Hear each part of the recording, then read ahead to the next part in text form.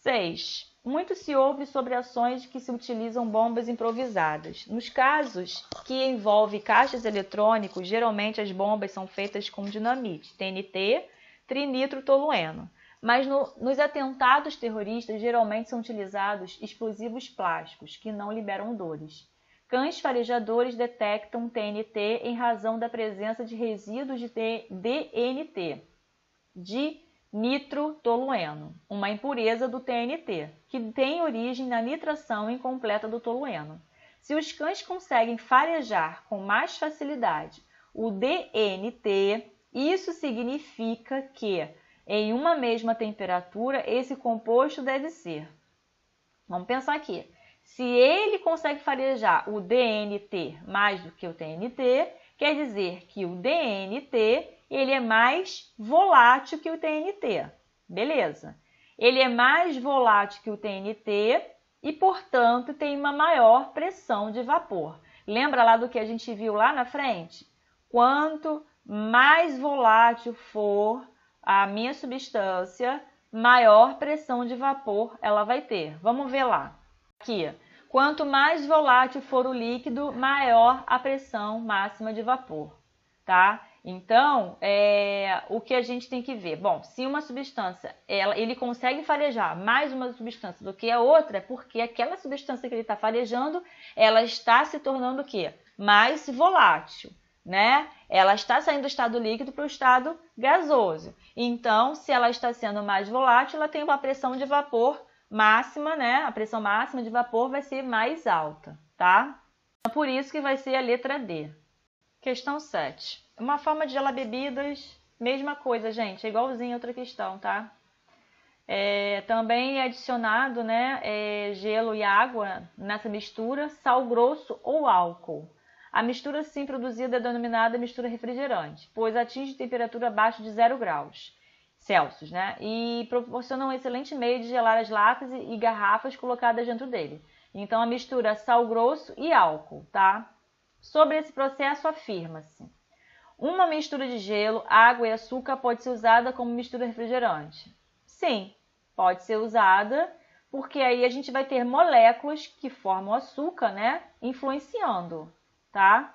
Essas moléculas vão estar dissolvidas ali, mesmo não sendo iônico, mas vai ser um composto molecular. Ele vai ajudar sim, tá? A mudar aí as propriedades coligativas da mistura, tá? A temperatura de congelamento de uma mistura de gelo, água e areia é maior que 0 graus. Não, tá errado.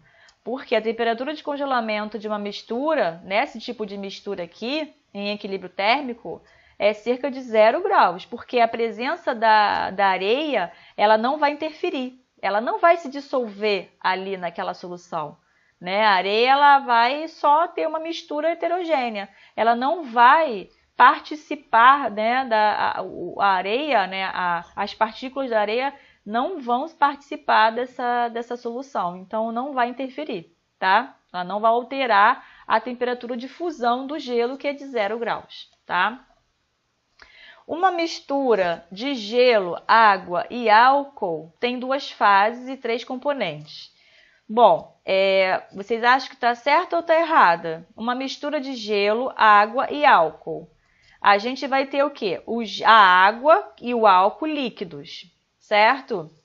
Vai ter 2 fases, porque a gente tem a água e o álcool líquido e o gelo como outra fase, né? Água e álcool, uma fase, o gelo, outra fase.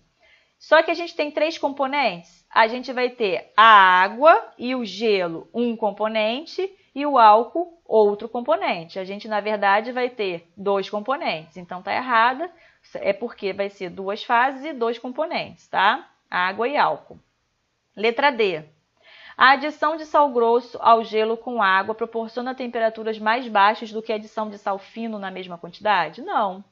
Justamente porque, se eu tenho o sal grosso e o sal fino, quem vai se dissolver primeiro? Quem vai se dissociar primeiro? Vai ser o sal fino, né? Ele vai dissociar muito mais rápido do que o sal grosso. Então, o efeito coligativo vai ser muito mais observado do que o outro. Vai ser mais rápido observado, né?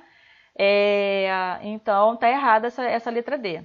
Letra E. Essa forma de gelar bebidas rapidamente é apenas um mito popular? Não, a gente sabe que não. Ela é explicada cientificamente, como nós podemos ver aqui. Então, para vocês verem que, assim, é um conceito químico, né? Na verdade, é um conceito físico, mas dentro da química que a gente estuda, a gente pode ver que esse tipo de atitude, ela é coerente, né? E é explicada cientificamente.